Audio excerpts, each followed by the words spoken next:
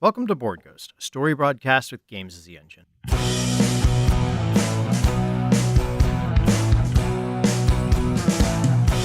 If living is a highway, then heaven is a bus stop. Been waiting for a minute there, but has it been forever? 'Cause dying don't agree with me, no. We believe you're out there, hungry for stories for shared experiences. We can't see you, can't hear you, yet we will play for you. This night's offering is a continuation of our game of Dialect. To learn how we generate stories playing the game of Dialect, go check out our Dialect Rules Primer. Our humble players, myself, John Holt, with me. Ken Breese. And Joe Desimone. All right, welcome back. Welcome back, Joe. Thanks, guys. All right, so in our previous round, in our previous world setup, we had generated the isolation of the castle, a missile silo converted into a living quarters within a quarantine zone where some sort of nuclear accident had occurred, where a group, the isolation is built around the teachings of Mary Shelley, the teachings in quotes. Yes, as understood through the book Yeah. Frankenstein, and using that as the lens. It's our own Dianetics kind of situation. And using that as the jumping off point, they have determined that proactively evolving humanity through illegal / unethical experimentation is really the means by which to bring about the next phase in humanity's existence, potentially survive / clean up after whatever, some sort of apocalypse. Who knows? Yeah, it's a hope for the best and create the worst sort of situation. So we have a few words in play from the previous scene. We have swappers, which is sort of a tech, the compound by which we use to stick limbs to one another, to new people, or other limbs to other people, our way of evolving people, I guess. Genesis is our sort of future event wherein the apocalypse will occur and we'll start rolling out our test subjects, which we call atoms, which are sort of our new person. They're a resource, and they are built from children who we harvest by bringing in young women who are with child and teach and making them believe that this is a free love communal situation where we raise all the children as one. And I mean, not strictly speaking wrong. We just have a very literal definition of raising them as one. into one. Yeah. We're sick fucks. So speaking of our sick monster people, we have my character, Dr. Francis Tine, the otherwise known as the Monster. We have Lula, whose given name is Lisa Spillson, and we have Dr. Victor Becker. Dr. Becker is the sort of given name, but Victor is the name that he's referred to. All right, and we've gone into our second age. Initially, it had been about 20 years of experimentation. Another 14 years have passed. The war is in the air in the outside world, and we took those signs and have completely withdrawn from society. Taking in all of our recruiters are brought in, excised, so we're completely cut off, and we've fully immersed ourselves beneath the earth in our bunker. That's right. And I would add that there are maybe one or two other terms that we haven't officially defined, but are sort of branching off, which are sort of the seeding. That's where the atoms are going to go out into the world. And we also have the message, which is sort of the message of Mary Shelley's Frankenstein, which we really took to heart.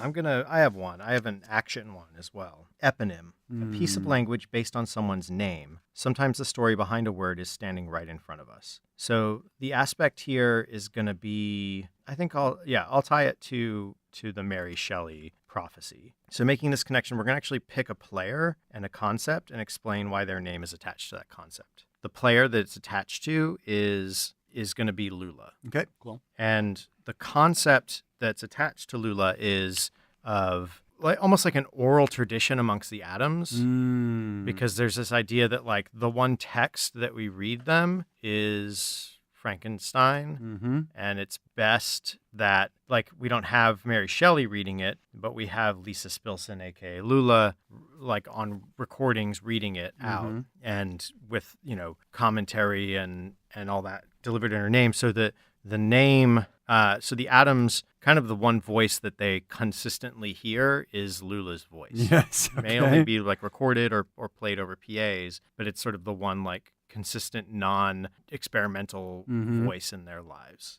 So that's the concept. There's something connected to Lula, like that the word grows out of that. Is this like a title that they are giving to Lula, or is I think that like instead of saying mother and then like mother and love, like these concepts of like attachment in the Adams is Lula. Okay. So they call that Lula. Okay, cool. And then more than that, everyone has started just using that term.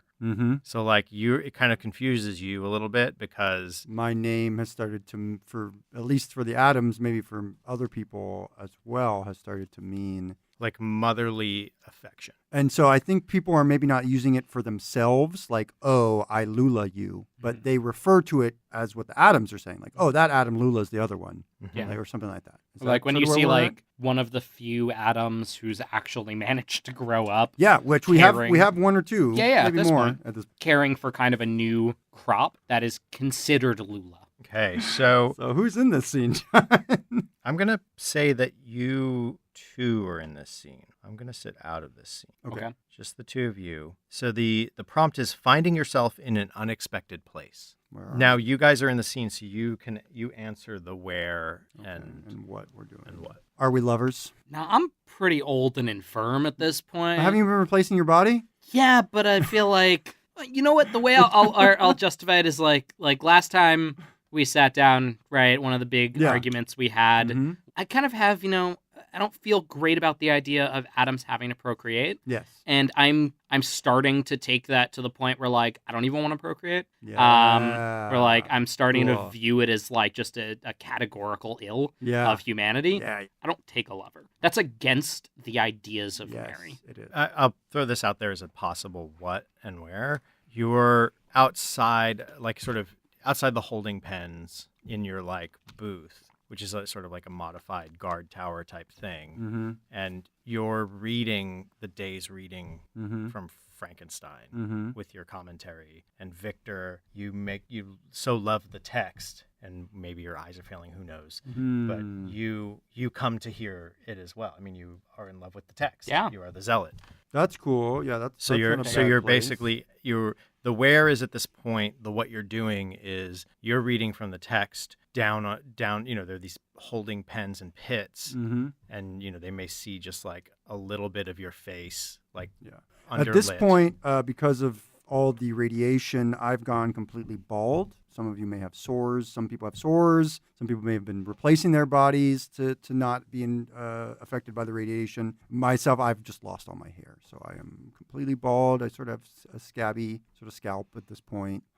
Well, that will be enough for today. All of you sleep well and make sure to honor the message and to always remember Mary loves you. Mary Lula's you. Always remember Mary Lula's you. Yeah, and you hear echoed back from like the Lula, Lula. Like almost like a lullaby sing-song. Yeah. Yeah, it's like Teletubbies. Yeah.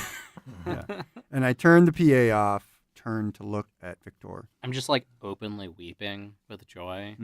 I look crazy because like I know this story by heart, and I'm just like, you're in it. And I'm reaching out like I want to put my hand on your shoulder to like make physical contact with you, and then I sort of like stop myself and like back away as I realize that you don't want me to touch you. Yeah. That's not you don't need that. I just look up at you through tears, just overjoyed. It's so important that the Adams, they understand love. They understand Lula. Well, it is powerful, the message that my Grandma Mary wrote. I'm so thankful that you've been able to support my additions and explanations. I think that they have added much color and much more understanding. And secretly, I honestly think that's why some of our Adams have been able to make it as far as they have, is they've embraced the true meaning of it. I could not agree more. Faith might be that secret component to seeing Genesis truly come one day. And the longer we've been here, the harder it is for me to see that faith in some of our companions and compatriots. Atoms, they are pure. They will bring the message into Eden. It makes me so happy to realize that Grandma Mary's message will be the only message that exists in Eden. It makes me so happy. As it should be. And you know, I think about this too, that we are the conduits for Mary. We are never, and we were never supposed to be that perfect vision that she came up with. That's true. We're only passing the baton. We're only human. We are only human. I think it's admirable. More than what this whole project is doing. You know, we take so much away from these human children to make them more, to make them atoms. And we started this project thinking all that was necessary was science, but it's only thanks to the sacrifices of people like you, of humans like you, that have allowed us to see that it's not just science, it's Lula. Lula could be exactly what's missing. Science will only take us so far. The swapper has only taken us so far. But to get to Genesis, find Eden, we must remember the message that Adam was freed, and Adam couldn't have existed without that faith. It's taken me decades, but truly, I think the real Frankenstein here is you. You honor me. Yep. Good seeing you. Yeah. That's it. All right. Who's Cool. next? I feel like I'm going to start worshiping Lula. All right. I might have to do something about that. I've got an action card. Sweet. It's called Narrowing. A specific instance of something we hold dear surges in importance. Take an existing word and make it more specific. Add more context, meaning, or intent behind the word.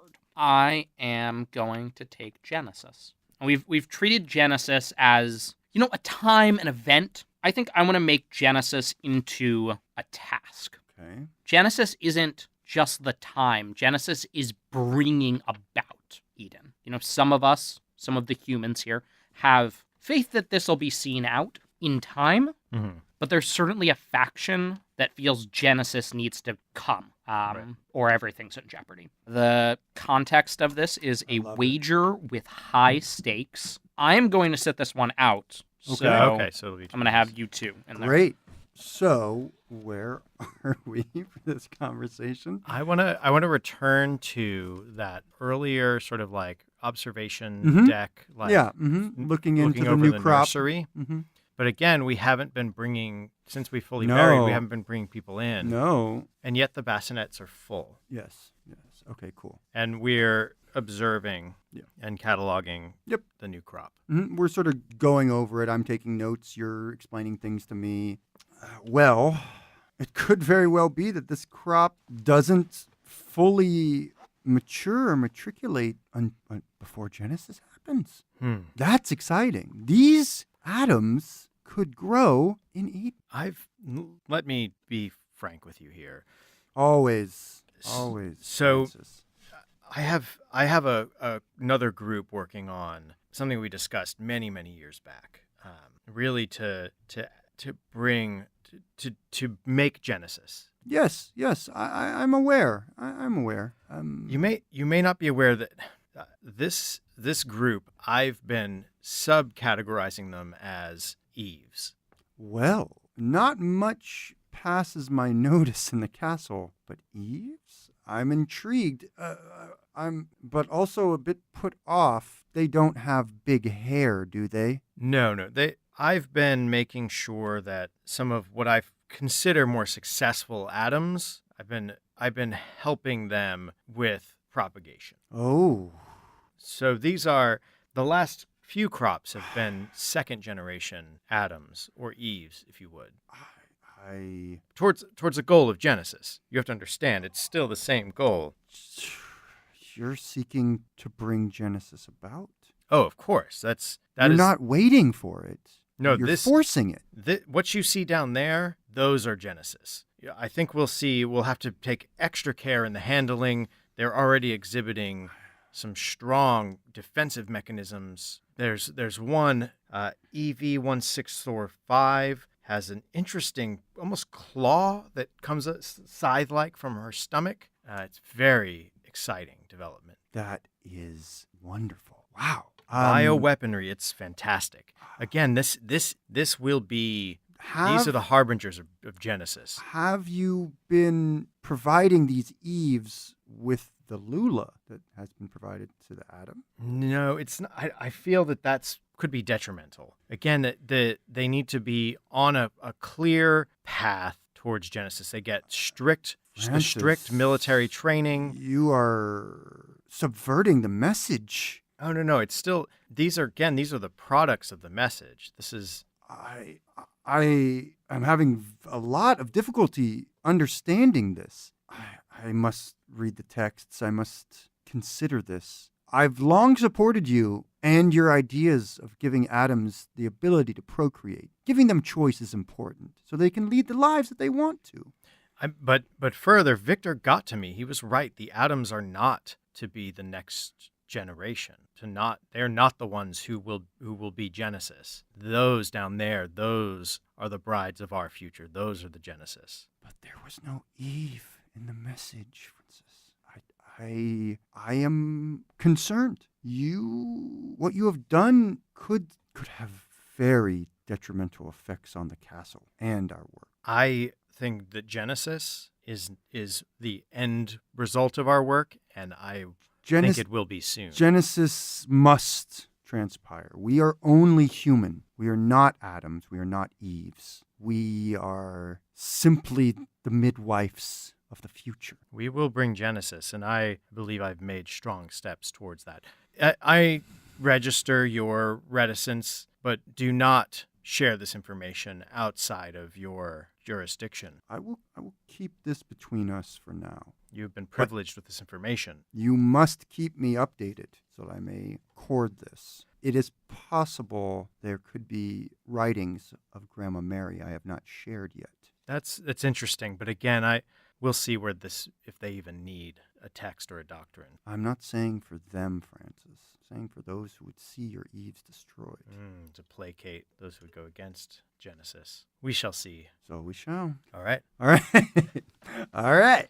Okay. At this point, I'm going to play an action card, the Sobriquet card. It's a nickname that replaces someone's name. A nickname that all but replaces someone's name. Make a connection, pick a player character, explain why their role in their isolation has earned them a new nickname. Build a word. Build this nickname with the target player leading the discussion. So I'm going to choose Francis. I think Francis is changing. And explain why their role in their isolation has earned them a new nickname. At this point that our plan has gone off, that I have produced these heretofore unknown writings of Grandma Mary, which I probably wrote myself, and I have offered them to the castle as part of the message, specifically referencing Eves or Eve. Because of that, and because of your work, you become heightened or honored or something. So this word that we're going to create is your new honorific. Okay. It's what people are calling you as effectively the father of the Genesis, as it were. Igor? Igor works perfectly. The Igor.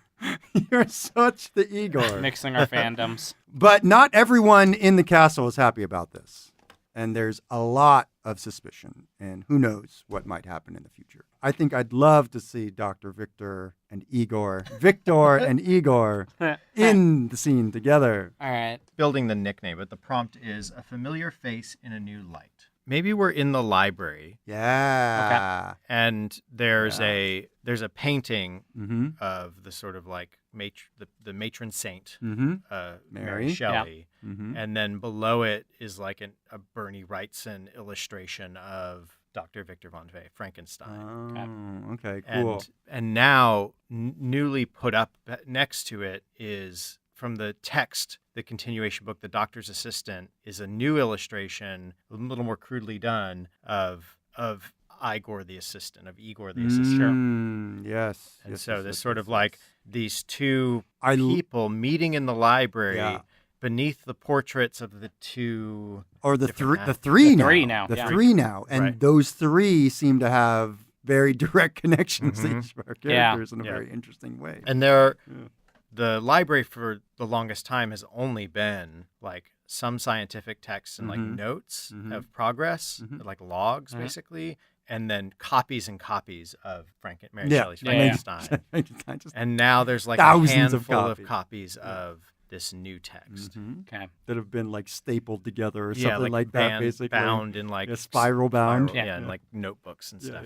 I would also posit that this is where the records that Lula has been taking are kept. Oh, as totally. well, right? Yeah. At least those records that And she who- shares publicly. Yeah. So And maybe who all's in the scene? Just the It's two Just of us. So I'm gonna say just like I am not cool with this. Yeah. I'm fine with someone being given the nickname Igor because That's of the text. that's at of the least, yeah. text. I mean, and I'm not necessarily a proud person in terms of, the vice of pride, but it definitely doesn't feel terrible to know that the person who's ostensibly my superior has been given the nickname that makes them my assistant. I'm fine with that. This addition of a new text is honestly unforgivable. It's something that to my core kind of disgusts me. I'm old. I'm not infirm, thankfully, from the donations of the many atoms.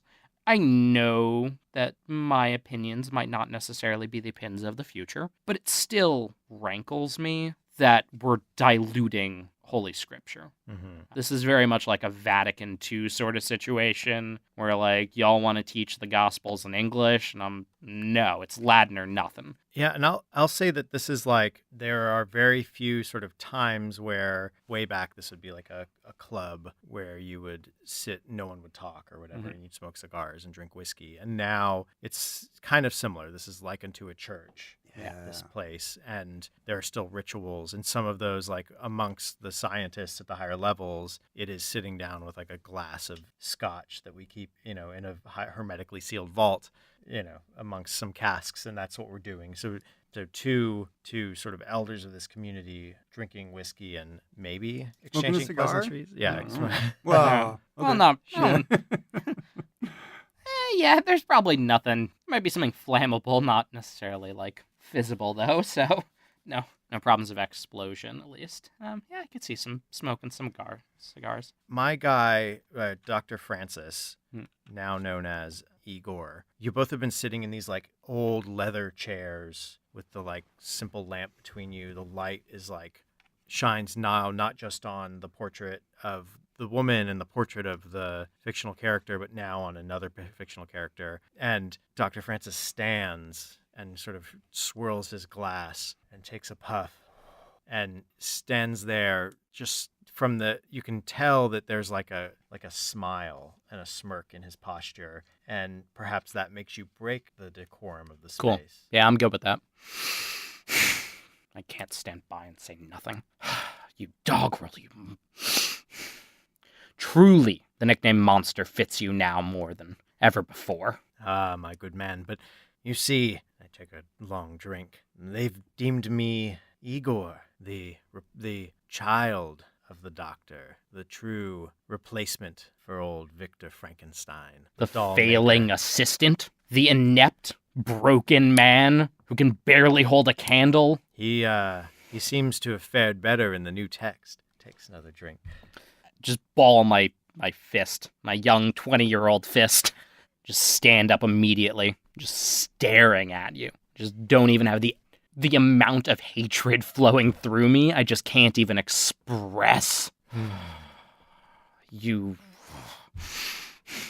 It's not bad enough that you consider yourself a true member of this holy family. Oh, what? I'll have more than earned my place when I bring the Genesis. I'm so close, as the limbs of the old rot off. The brides will rise.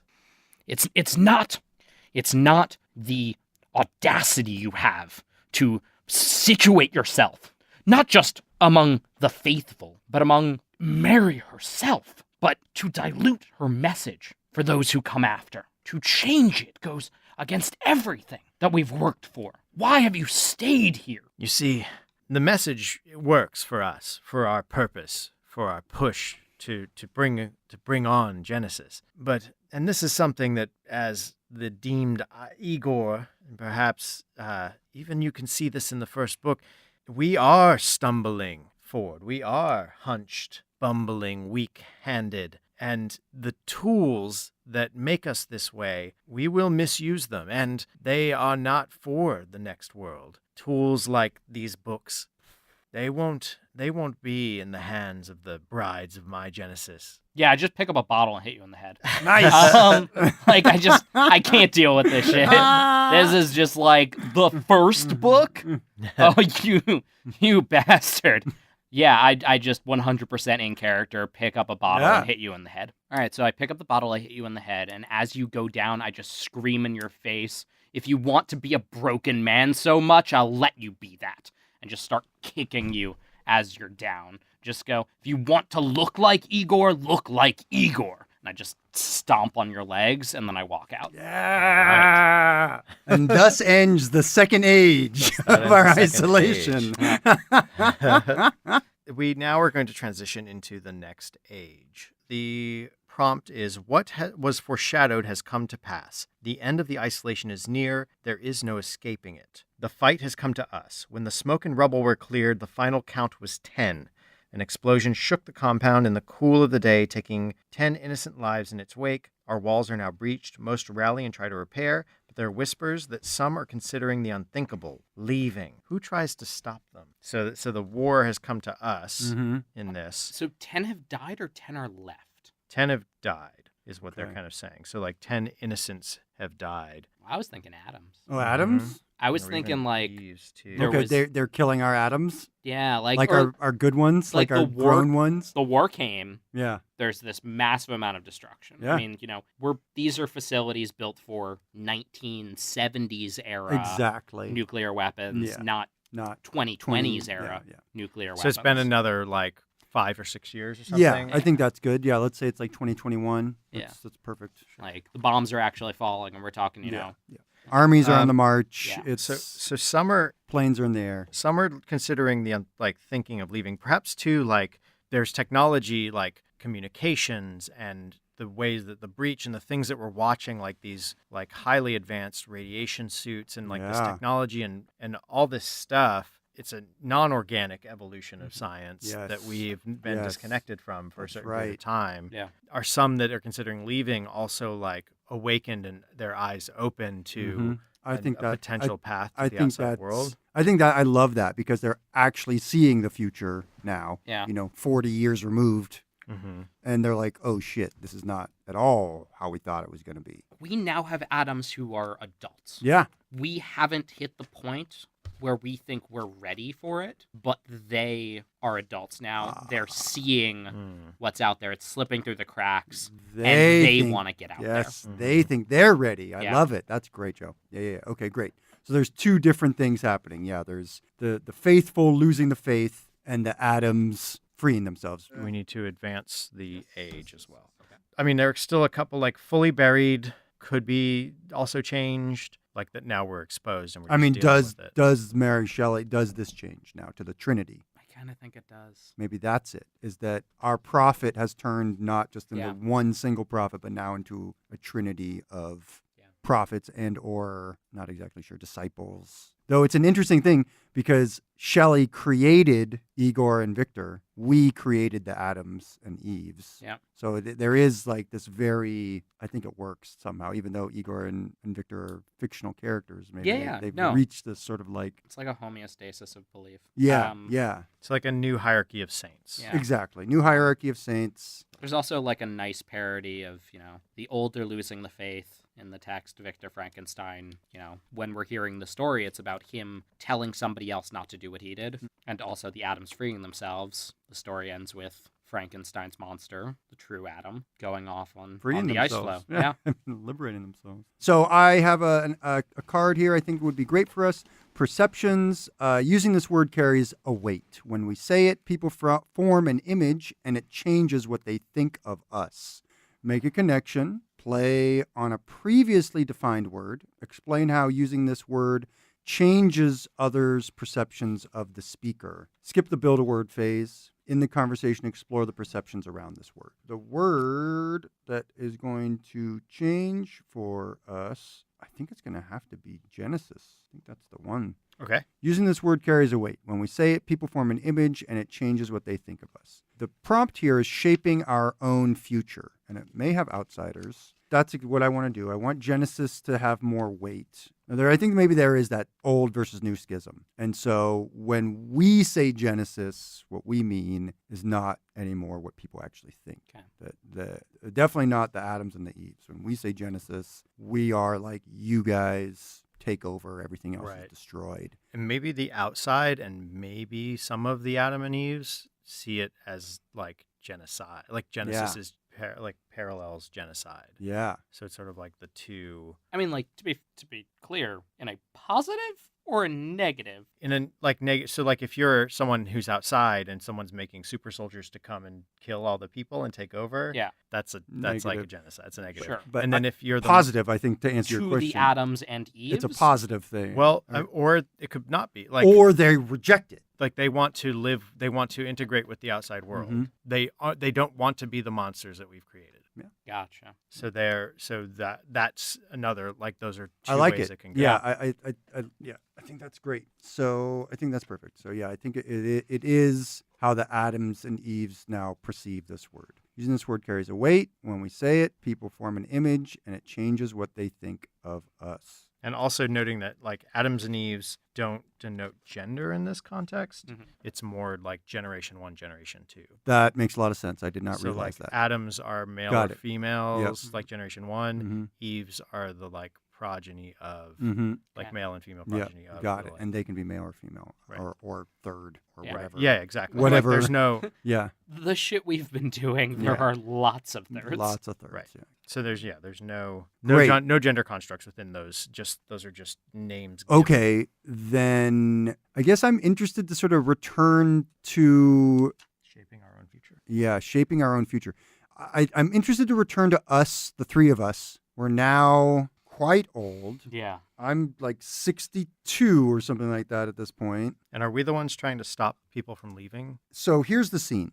The three of us again are watching a batch of Eves go towards the eternal sunset, right? Like that we're once again in this scenario. What we're observing though is their misbehavior or starting. That's what I think that's where we're at. So that's what's happening. The three of us are together. We're monitoring this. I guess there's like well, I mean, like last time, please. Right? Like the Adams, just in my understanding at least, just kind of walked into exactly like Red Rover come over. Yeah, just walk right just into like, it. Yeah. Even as their bodies were failing, they just kept going to see how far they could go. Yeah, and they ignored each other. And yeah. In this time, maybe the Eves just start scattering. Yeah. Right, or helping one another as one falls. And that's exactly what I think that's what I'm getting at. And so I want to pick the scene up basically where we're observing that. Okay. Do you have broken legs? Like, what's the deal here now? I'm on like two sort of crutches. Nice. So you never healed. I did, but I'm broken. Okay. Like I'm pretty, like I walk bad and I'm still kind of like hunched. I mean, I was also pretty old when you beat me. Yeah. You know, you're also were pretty old when you beat me. Yeah, true too. So I haven't healed, but I'm not like super messed up. The body that beat you was very young. Yeah. Yep. And I'm going to say that and feel free to veto this, that your punishment for that act was to have a lot of your swapping sort of undone. Sure. So you're also like kind of back into, like we're both in a kind of fragile state. It's like, so we're like, that makes sense. That's like that's the punishment. Yeah. We never talked about law and justice in this scenario. We don't need to, but yeah, I think that I like that too. I think that works great. Okay. So the three of us are there. It's been years since this situation has ossified. Everyone knows you guys hate each other, but we still have to do our job. So here we are. The work continues. We were able to contain the breach, and only a handful saw the outsiders. In fact, I think we've been able to twist it so that it brought more fear and it may allow us to accelerate the timeline. That we have to resort to fear. This never would have happened. You have your pulp horror novel. Definitely excited and incited some fear to drive us to our current goals. I think you should embrace more of it with your gothic cartoon books. You've already how far you've fallen. Taken us away from the so message. How far you've pushed me, you would say. But we have a larger problem. The breach has caused unrest among the Eves. They speak of Genesis now not as we once understood it. Look at them. Look at what they're doing. They're not on path line. They're breaking their path lines. They are liberating themselves. They are taking what their father, Adam, has shown them through the message. This is what I always hope to avoid. Do you know what we call this? We call this humanity. They're showing each other humanity. They're showing each other the thing that we have worked so hard and so long to break them of, so that they could survive the world that came after. Adam did not have a true born father or mother. I made a mistake letting you convince me, Igor. The work has been put in jeopardy. Everything is falling down. This is simply around a series of anomalies, easily corrected. And I hit a button, and the collars around each of the eaves pop off, and just poof, poof, poof, poof, poof, they fall. We'll prepare another batch. We'll consult some psychologists and see what we can do to put together a program to... We need to release the batches sooner. If more breaches happen, the Genesis that we have been working for will not arrive. I say we triple down and we dig up another one of our horror books and make this one about outsiders, and make this one about how bad outsiders are and how the only safe ones will be the children of the monster. I will not write your propaganda any longer. You will do what I say. Listen to yourself, Francis. You're talking about introducing literature and consulting scientists who focus on human emotions and human ideas. You have so completely lost yourself. You've lost the thread. You never believe the message. We'll bring Genesis. We'll bring it. We'll make them bring it. I don't think you even know what that means anymore. That word is so twisted in your mouth. That's good. We're monsters. We're all monsters. And you're the real monster. All right. Genesis. A new source. Action. Out of the blue, we hear a word, our word, said by someone we did not expect. So I'm going to make a connection picking a previously defined word, explain how a group that previously did not use this word has begun using it. This group may either be internal or external in the isolation. Skip the build a word phase. In the conversation, explore this new source for our language. And the quote is a strange gift. I'm going to say Adam is the tweaked word, is that someone else has been using. Ooh, okay. Like outsiders?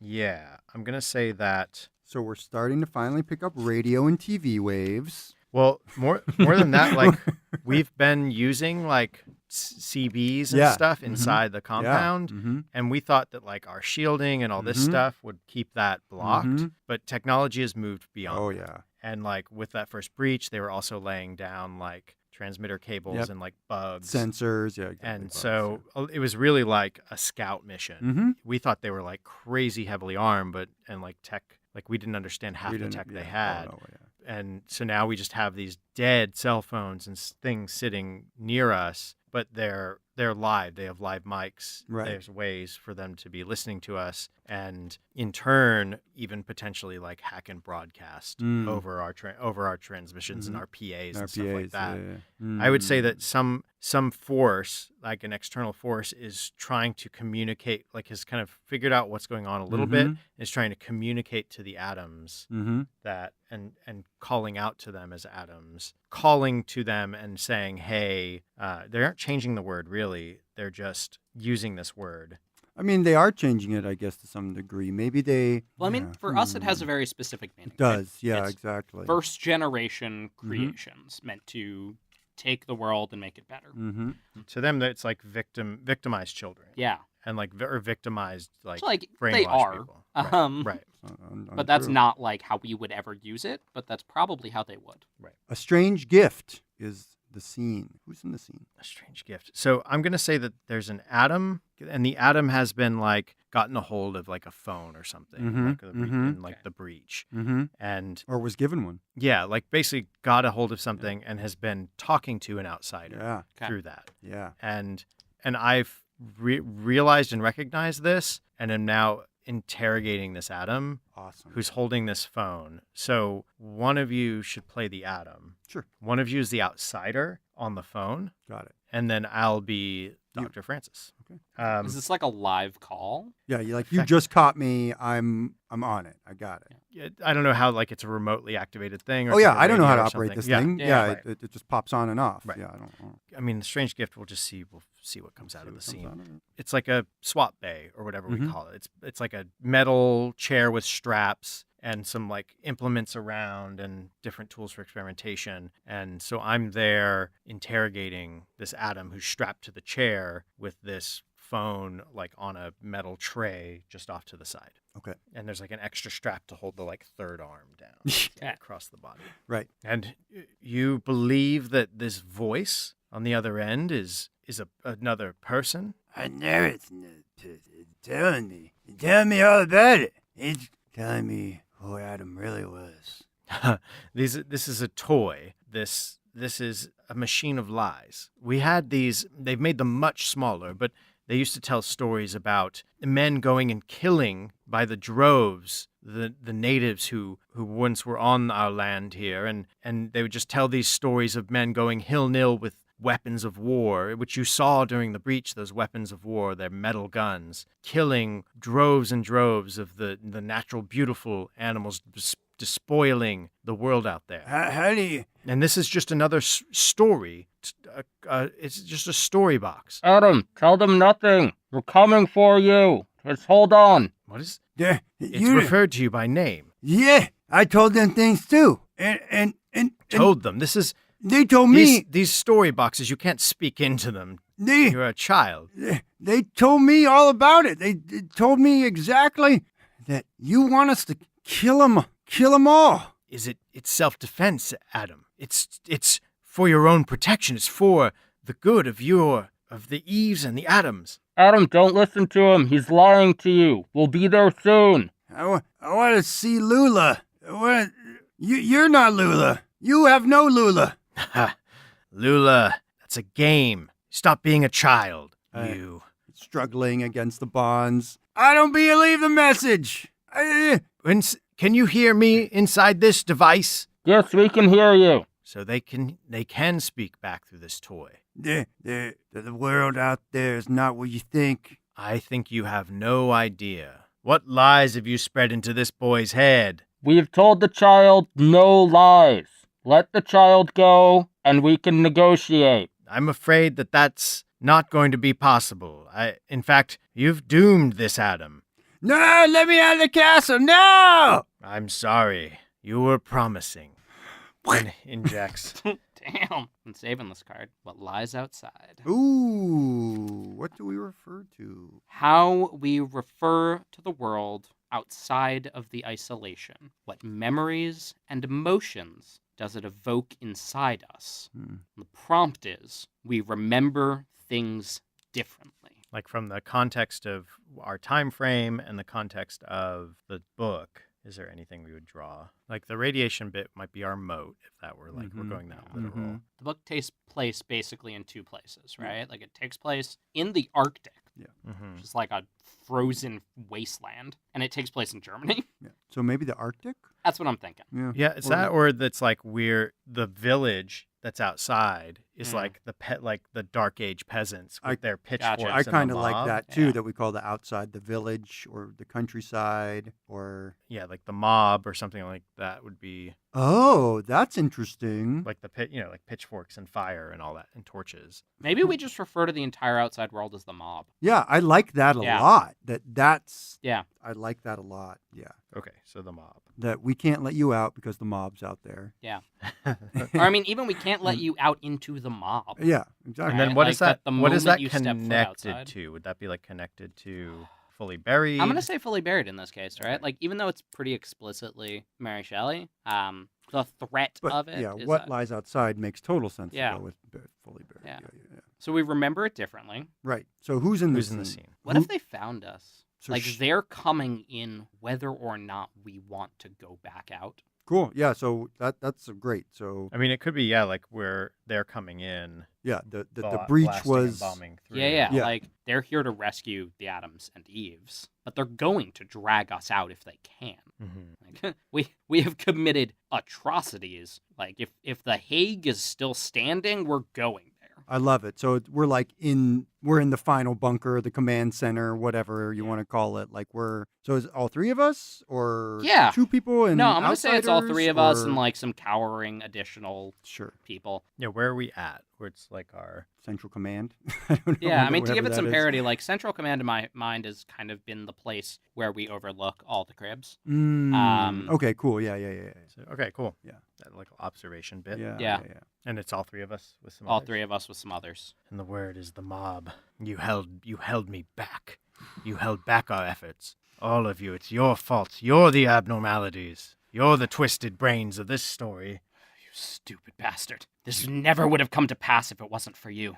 We would have had time. We had parts enough to last us, and our brains were still sharp enough. We could have made this work. Yeah, just make sure the doors are secure. That's all we can have holding us back from them now. I will always regret that you convinced me to forego my faith. I believe that we all went on this venture with specific ideas in mind. We had a goal against the mob. Goal was the message. The message would clear the mob. The message was to surpass the mob. They're the past. Did you always hold such a twisted view of the writings of Mary? I believe you all did. I believe we all held this view, or else we would have borne the fruit that we have generated. Never. We once spoke, Vicktor, of that spark of faith that was needed in the atoms to truly bring them to Eden, to truly bring the Genesis about. Without that faith, we You were lost. the ones who faltered in that faith. You're the ones who stepped off the path towards true science. Too human. It's just, I'm going to say there's pounding, Yeah. like they're outside. They're at our door. What can you do? What can you do to make up for this?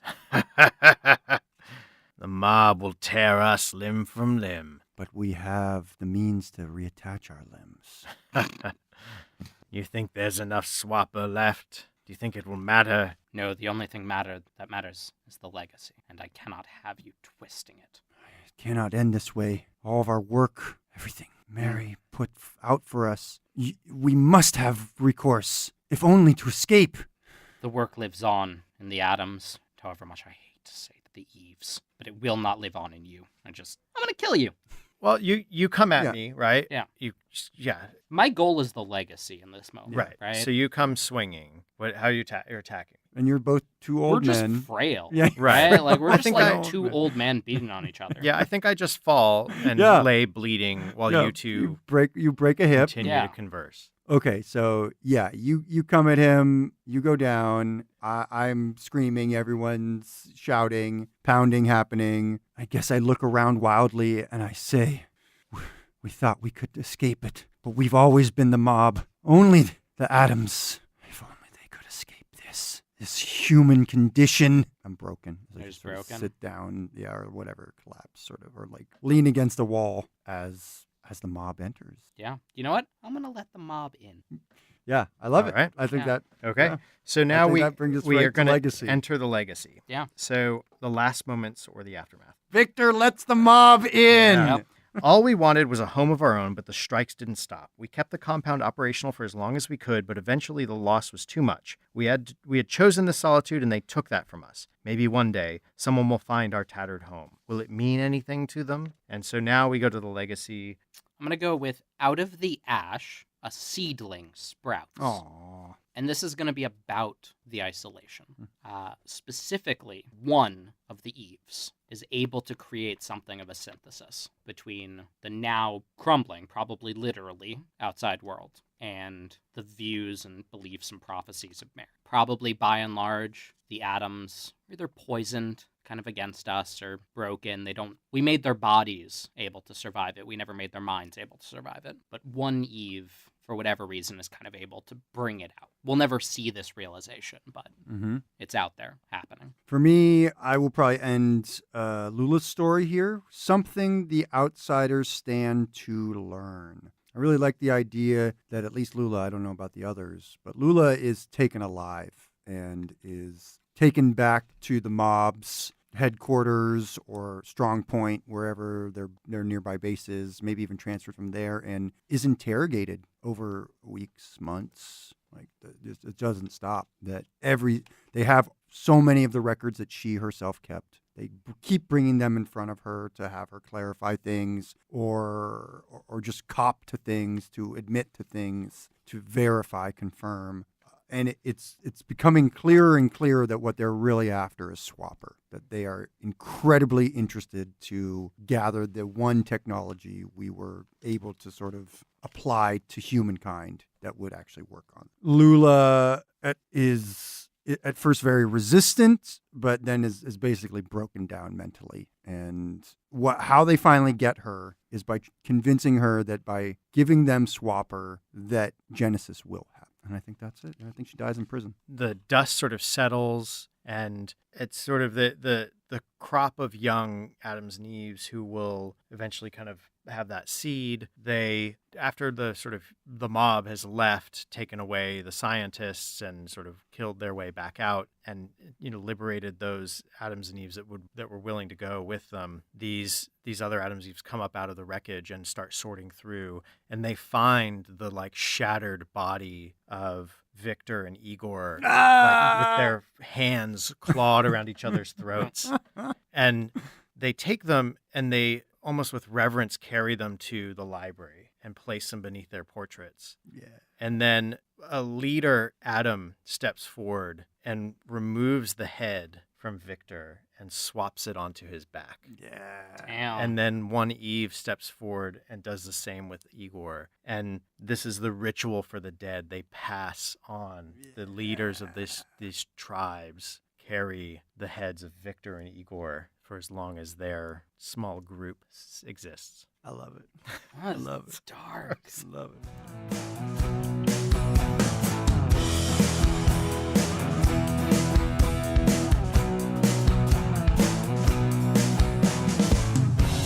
With that, our story ends. We will return with a new tale to spin to dare to entertain. I was one of your players, John Holt. You can find me on Twitter at Lord Joho and on Instagram at board_ghost. You can find my book club podcast at woundandstab.com and my media recommendation review podcast at newtoyoushow.com. Ken, where can people find you? Hey, everybody. I love you, Board Ghosts. And you can find me, Ken Breese, all over the interwebs. But specifically, I'm at Berlingsbeard, Berlings, on Twitter, Instagram, and my own website. I'm also a for-hire dungeon master in the New York City area, so if you're looking for someone to run an awesome game for you, please do contact me. And I'm very happy to announce that a project I'm working on with a number of collaborators called the Adventure Mixtape is about to drop soon. It is 4 one-shot D&D adventures that will make your games awesome. So, Joe, what about you? Where can people contact you or find you on the internet? Again, Joe Desimone. And first, it's been a pleasure, guys. So Thanks, thank you. Joe. This Yes, was thanks. it's Thanks been a lot of for fun. having me Definitely not the way I thought it was going to go down, but again, no regrets. Whatever. Vicktor died doing what he loved, choking the life out of Igor. I'm a non-believer. Screw that guy. Yeah, so I'm Joe Desimone. You can find me at iHeart, Heart, Fargo, Fargo. That's me on Twitter. Yeah, that's about it where you can find me personally, but I'll give a quick shout out to the organization I work for, which does really good work. They're called Make Room. We teach kids why games matter and how to make games so that they don't just play in other people's worlds. They play in their own. And you can find us at makeroom.elinemedia.com. All right.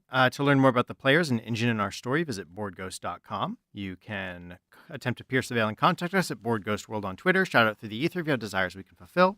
You can collaborate in making the show by going to patreon.com/boardghost, where you can contribute financially and get a few exclusives and access to some stuff early that you don't get otherwise. But you can also leave reviews and comments on iTunes, your preferred listening portal, and take a moment to subscribe so you don't miss out on the latest episodes. We'd like to thank Pat Couple for our theme song and intro music. You can find more about Pat at patcouples.tumblr.com or on his band's website, hotelsandhighways.com. If you're not alone in the void, share our stories. The more they are consumed, the truer they become.